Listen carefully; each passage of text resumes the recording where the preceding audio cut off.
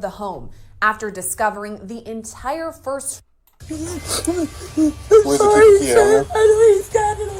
Unbelievable video shows the rescue of a woman held captive, discovered with a collar around her neck, chained to the floor. Officers found her on the second floor of the home after discovering the entire first floor had been barricaded.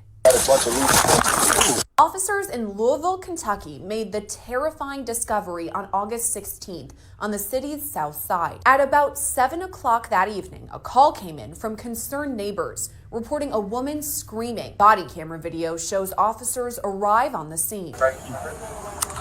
Officers use a ladder found on the side of the home to reach Wilson. We see a ladder. I got a ladder. At the top of the ladder, officers find Wilson crying with a chain collar and padlock around her neck. Immediately, they ask about the suspect. Is anybody else in there?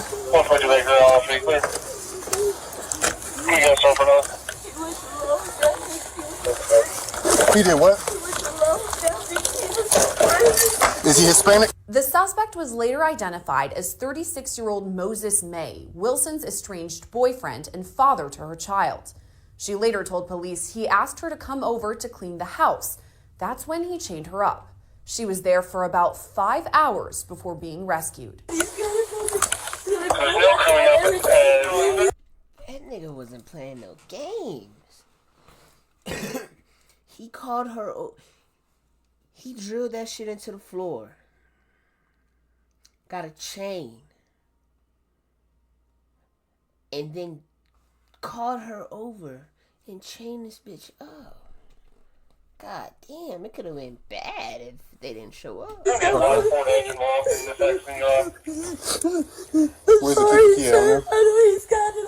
Video shows officers follow the chain from Wilson's neck to a bolt in the floor. Officials use a hatchet to break her free.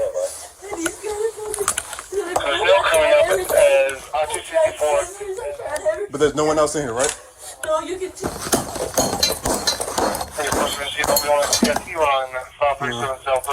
There we go. Once she's safely removed from the home, officials use hedge clippers to remove the chain from Wilson's neck.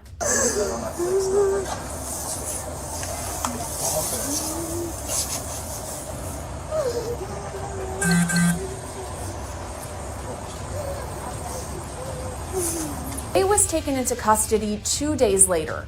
He now faces multiple charges, including kidnapping, wanton endangerment, and assault. He's pleaded not guilty to all charges and is due back in court on Monday. Where's she shot? Where's she shot? We know who did this? Did they leave? He pleaded not guilty. That nigga, you lost that. You ain't got no fight. I don't care how good of a lawyer you got. Man, A female took the kids?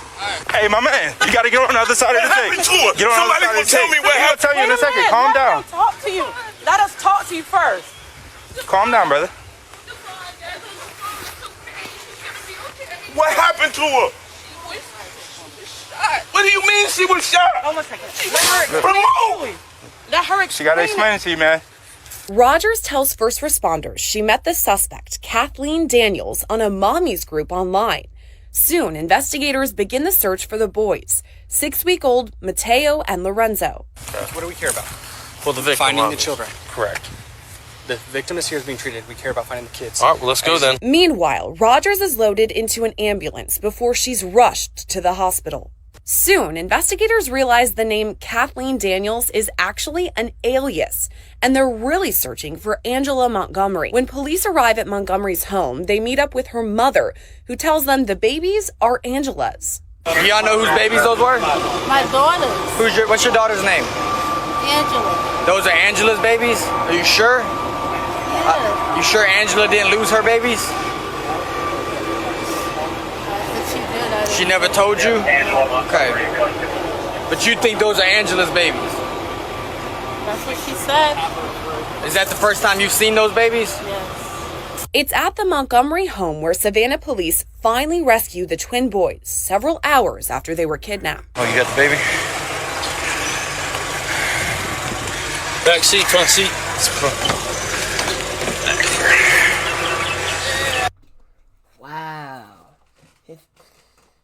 want kids to have some, but clearly you don't deserve any, because you just stole this from me. And then the mama acting stupid in the motherfucker. These her babies. So you telling me your daughter had a kid, and you don't know. You okay if I send Yep, you are absolutely good. Taking a march in up that intersection and walk off your car. your thing? Hey, babies. All right. All right. Hey, darling. Hey, darling. Somebody advised we have both babies. That's all one. Somebody advised we have both. We have both. We have both.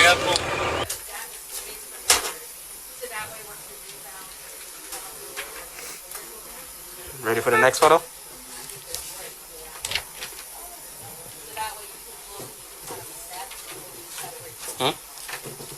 Who's that?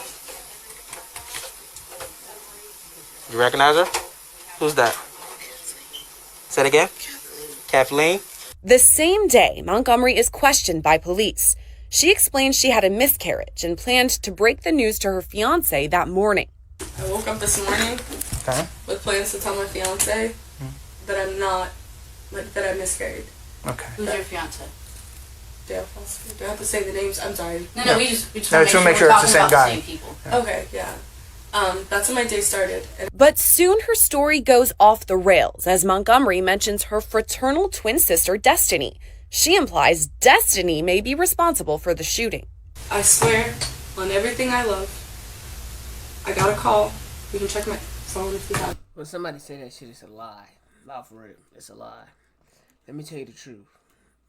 I swear to God. On my mama. It's a lie.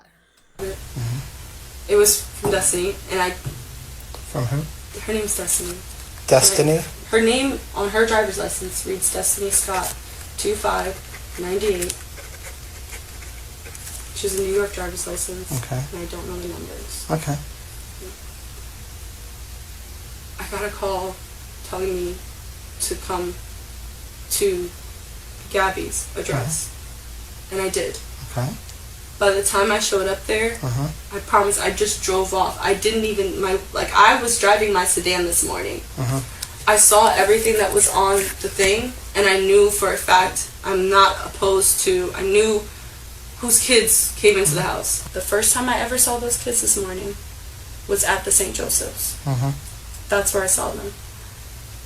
Now, did my gut tell me that it was Gabby's kid and Gabby probably didn't just let this go? Maybe. Honestly, Gabby was friendly, so I don't know what I thought. But I didn't ask any questions, and I said, what do you want me to do? Days later, investigators get a clearer picture of the attack when Rogers herself explains what led up to the shooting. She came behind me with a charger cord, phone charger cord, and wrapped it around my throat. And was trying to choke me with it. But I had used my hands and kind of pushed her back. Okay. Damn, she tried to do some Godfather shit. And choke her out and take her kids and claim them as your own. And got out from under it. And then I was running and I heard a pop. I was trying to get to the boys. But the door was closed and I was like, I need to go get help. And then I heard another pop. And I fell. And then I got up.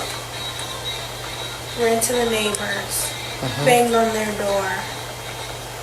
They didn't answer, so I remember running across the street, falling.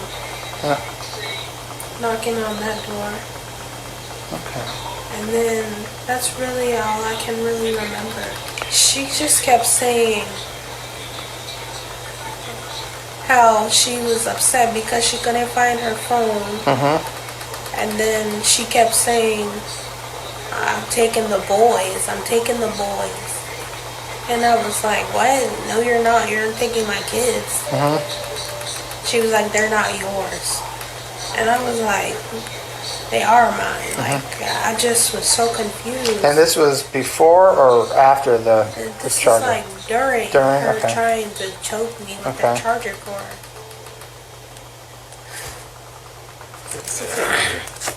You're doing great. You're doing fantastic. This is an uncomfortable memory.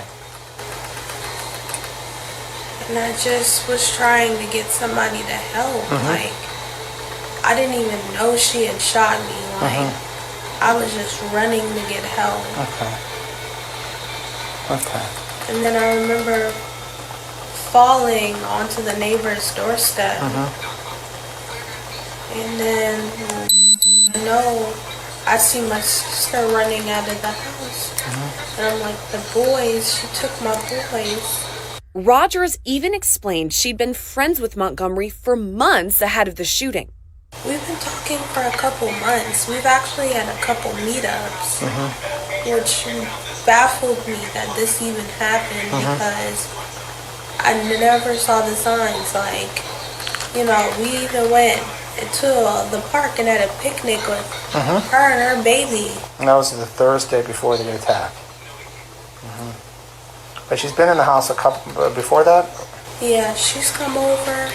She dropped some stuff off for me. When I was pregnant with the boys still in the hospital, she came and brought some stuff to the hospital. God damn. This shit is crazy. I just never understand. I'm still trying to wrap my head around this shit. Like, was they hospital for me?